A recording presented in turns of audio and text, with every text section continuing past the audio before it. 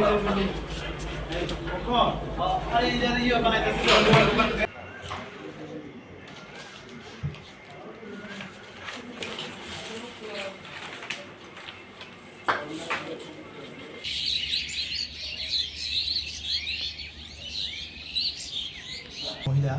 গাঁজা নিয়ে ধরা পড়েছে এবং ডিটেনও হয়েছে। তো গতকালকে আমরা ওনাদের এগেনস্টে একটা আমাদের আগরতলা জিআরপি থানাতে মামলা নেওয়া হয় এনডিপিএস দ্বারায়।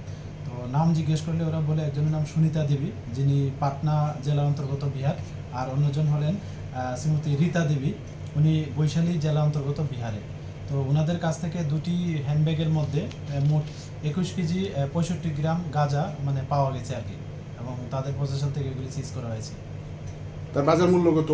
বাজার মূল্য ওরা তো বলছে যে এগুলি মানে তাদের এখানে অ্যাটলিস্ট 15,000 থেকে স্টার্ট হয়, 15,000 20,000 এরকম। তো এরকম করে যদি 15,000 ধরি, এগুলির মূল্য প্রায় 3,15,000 মতো দাঁড়ায় আর কি বাজার মধ্যে। তাদেরকে আদালতে তোলা হবে? হ্যাঁ, আজকে মহামান্য আদালতে প্রেরণ করা হবে। তাদের সাথে কি আর অন্য কেউ জড়িত আছে?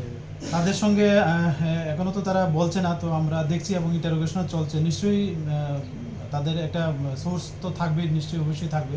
তো আমরা এগুলি দেখছি।